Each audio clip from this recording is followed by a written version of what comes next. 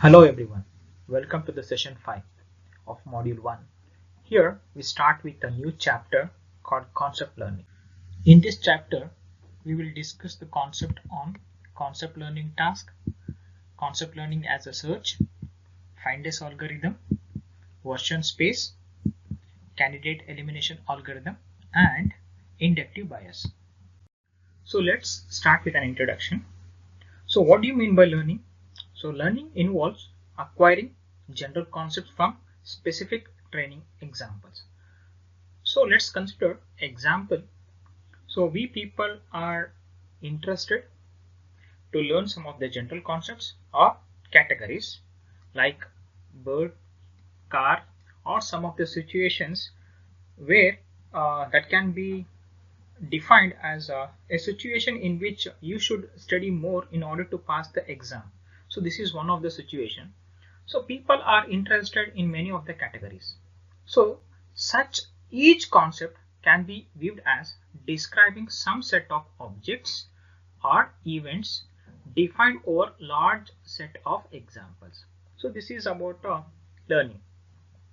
So there is an alternative way of defining the learning concepts, that is each concept can be thought of Boolean valid function which is defined over this large set of examples. So let's consider example here. What is the example here?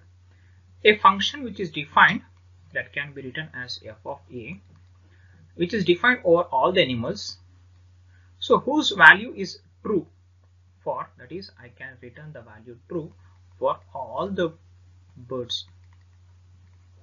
But here the concept is I am interested only to learn about the birds. So and remaining is false for other animals. So this is how I define a concept using your Boolean valued function. The concept learning can be defined as inferring a Boolean valued function from training example of its input and output. So let's start our discussion on concept learning. So let's consider an example, that is task of learning the target concept. That what is the target concept here? Days on which my friend enjoyed his favorite water sport. This is my target concept. So here you can see in this table, there are some of the attributes that can be called as set of attributes. So here the attribute called as EnjoySport indicates whether my friend has enjoyed his game or not on this particular day. What is the task that has to be learned here? The task is to learn to predict the value of EnjoySport for an arbitrary day based upon the values of its other attribute. So this is our task that has to be learned. So here what is the task is? The task is to predict the value of EnjoySport for an arbitrary day based upon the values of its other attributes.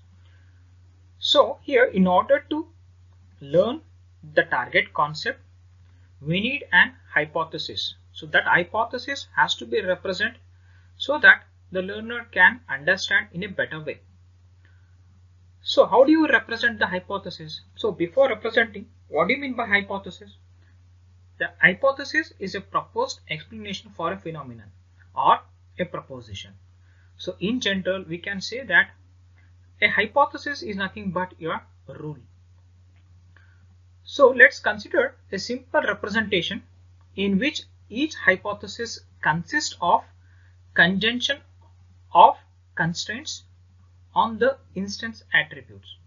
So here what is your hypothesis that can be defined here? Assume that hypothesis can be defined with a letter called as H. Okay, so this hypothesis can be of a vector of 6 constraints. Okay, vector of 6 constraints which specifies the value of 6 attributes. So here I can write for a sky attribute, I can write sunny. So next one is warm.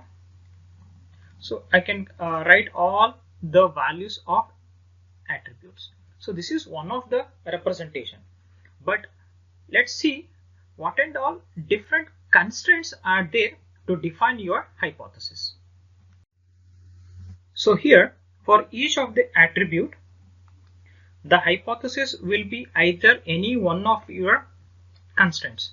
So here, hypothesis can be represented by H, but here the attribute values has to be filled up based upon these constraints. What are the constraints are? The first constraint is, which is indicated by question mark. This is your first constraint.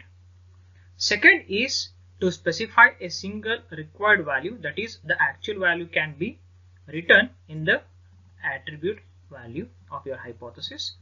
And the third one is null value, that is no value is acceptable. So these are the three different constraints are there for your attribute values. So either I can fill as a question mark, or a single value, or a null value. So these are the three different constraints are there for each and every attribute values. So let's see the example and understand in detail about this concept. So here let's consider one of the hypothesis which is represented here. What do you mean by hypothesis here? Hypothesis can be represented as conjunction of constraints. Conjunction of constraints. So here, this is one of the hypotheses. That is, the person enjoy his favorite sport only on cold days with high humidity. So you can see the example, what it means. A hypothesis where it mainly concentrating only on these two attributes. What are these two attributes are? This is your air temperature and next one is humidity. What it says, for my air temperature the value should be cold, and for humidity the value should be high, and all other attribute values of my hypothesis can be any value, means any value is acceptable. What do you mean by any value? Means it can accept any value for this attribute. That is, assume that this is your last attribute. Last attribute is your forecast. So what are the values are there for forecast? Two different values are there. One is same and another is your change. So these are the, any one of the value is acceptable for this attribute. And similar for the attribute called as a water. For water there are two values are there. One is warm and cool. For wind again there are two values are there. One is strong and another is your weak. And humidity there are two values are there, normal and high. Air temperature warm and cold. Sky, here there are three different values are there, sunny, cloudy and rainy. So any value is acceptable. This is one of the way to represent your hypothesis. So let's consider another hypothesis where it consists of all the question marks in your hypothesis, which means that if a hypothesis consists of all the question mark, then it is called as most general hypothesis. That is, any value is acceptable for all the attributes. That can say that we can say that every day is a positive example. And second one is the most specific hypothesis, means if a hypothesis which consists of all the null values, then we say this hypothesis is your most specific hypothesis. Means whatever the value you provide for your hypothesis, that hypothesis will make that example or an instance as negative example, that is represented as negative values. So this is the way of representation of an hypothesis. One is a hypothesis by specifying some of the values, that is values is nothing but your constraints, question mark, null value or any actual value. This is one representation. Second one is I can use all the attribute value as most specific, most general hypothesis, that is by using a question mark, that can be said as most general hypothesis. And if I specify in the attribute value as null for all the attributes of your hypothesis, then we can say that it is most specific hypothesis. Next is, I need to identify whether my instances, that is represented as X, that satisfies all the constraint of hypothesis. If it is satisfies, then H classifies X as positive example. So let's consider a hypothesis here. Hypothesis is denoted or represented with the constraints, that is conjunction of constraints. Constraints are question mark and actual values, and null value is not over there in this hypothesis. So I want to classify whether the instance is a positive example or negative example with respect to this hypothesis, not with respect to your target value. Okay, so what I do, I will just compare my instance with the hypothesis. What is this one? Is the first instance, x1. I want to identify, that is h of x1 is equal to 1 or 0. When we say 1, if it is satisfies, then we say that 1, that is a positive instance, a positive example. If it is 0, then it is a negative example with respect to this hypothesis. So here I will compare attribute by attribute. Sunny is compared with your first constraint of your hypothesis. Yes, fine. So that is your first attribute is Sunny and question mark, any value is acceptable. So the Sunny is satisfying with this first attribute. Second one is warm and cold.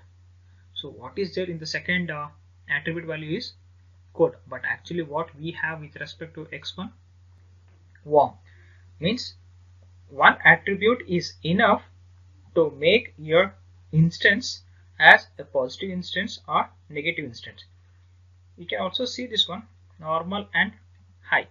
Second attribute also does not satisfy. Hence, h of x1 is equals to 0. Means it does not satisfies your instance with respect to this hypothesis. Second instance, that is x2. So here x2 is, we need to identify whether this satisfies your hypothesis or not. How do I represent is x2, h of x2 is equals to 0 or 1. This is I need to identify. So I will compare the first attribute, any value is acceptable. Here Sunny is there, with the first attribute holds good. Second attribute is warm and cold here. So this does not satisfy. High satisfies, and these three remaining attribute values are also satisfies. But here one attribute does not satisfy. Hence, h of x2 is equals to 0. Means this hypothesis will classify your instance, that is second instance, as negative example. So we shall see the with respect to third instances. Third instance is, you can see the first attribute. What is the first attribute is here? Rain is there, but what we have in the hypothesis, any value is acceptable.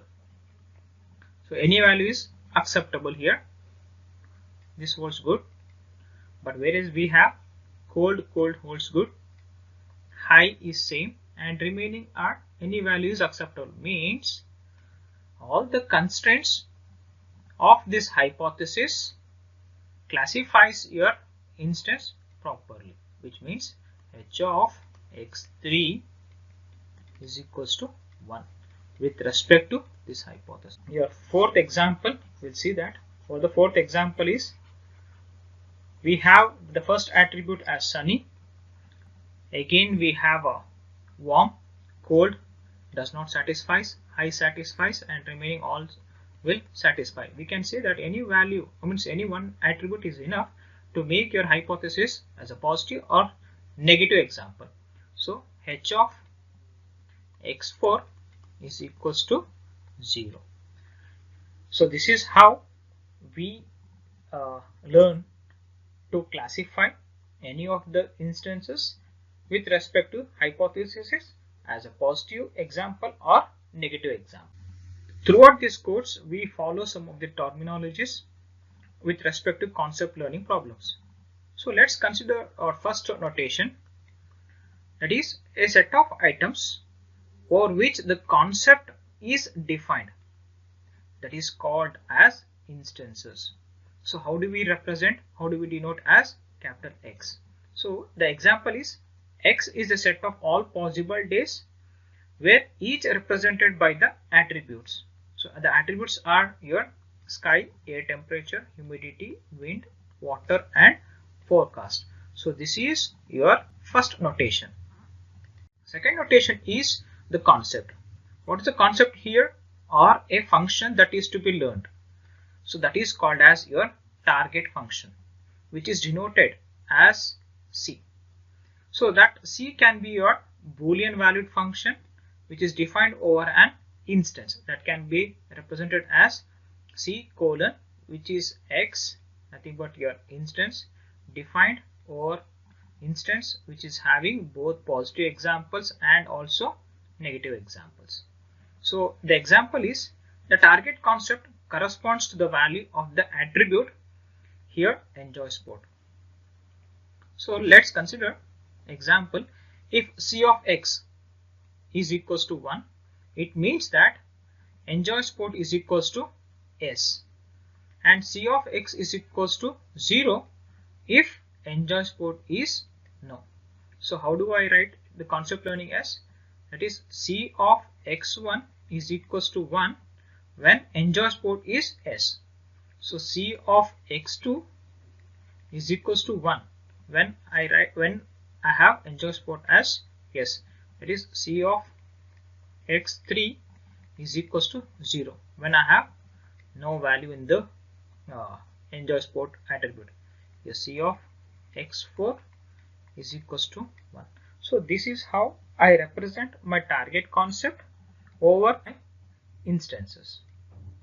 So here there are some other notations are there. So instances for which C of X is equals to 1 is called as your positive examples or members of the target concept. Remember this one, members of target concept. If C of X is equals to 0, then it is called as a negative examples, and those are non-members of your target concept. And next one is the ordered pair, which is used to describe the training example consisting of instance small x and its target concept value C of X. So assume that if I want to write the ordered pair of the training example as x1, this is my first training example. What is the value of first example is 1. So this is your first representation of your training example as an ordered pair. Second one is x2 as 1, x3 as 0 and x4 comma 1. This is how I represent my training instances.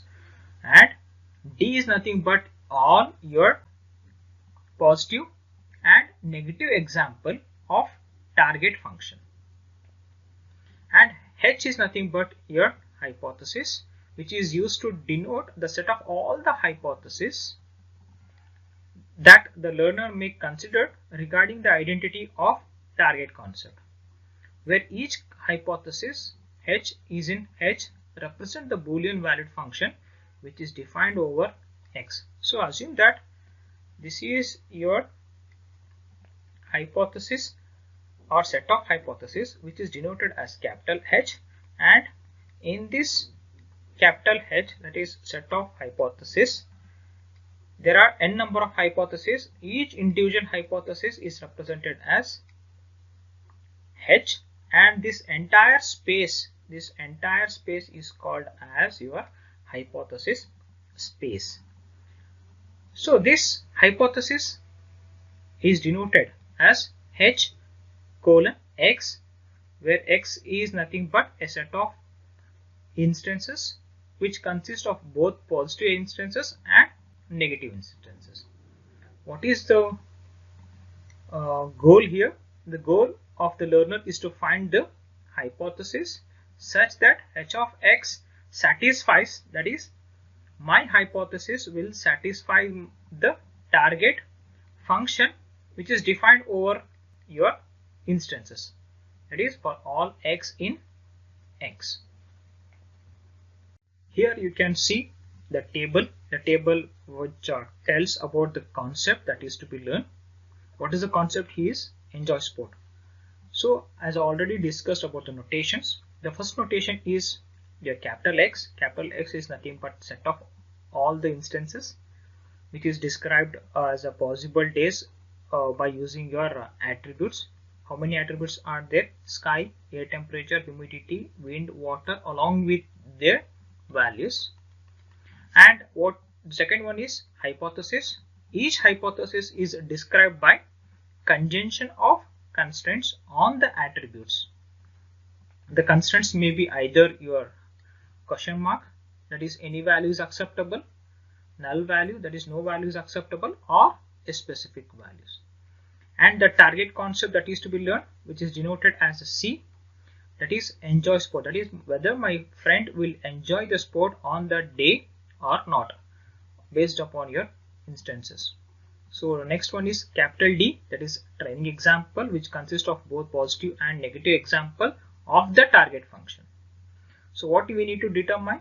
A hypothesis in H, that is capital H, which consists of set of all the hypotheses that can be denoted as H1, H2 till Hn, such that H of X, that is hypothesis, will satisfy the target value given instances, that is for all X in X. This is how we have learned the concept, that is EnjoySport concept. So now the next topic is inductive learning hypothesis. Here you can notice that the learning task is to determine a hypothesis which is identical to the target concept, which is defined over the entire set of instances.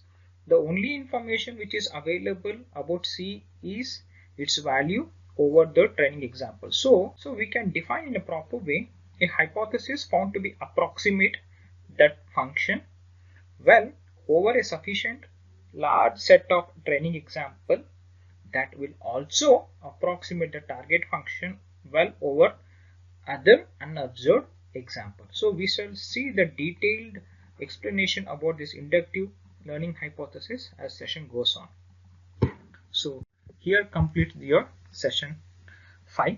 Thank you so much.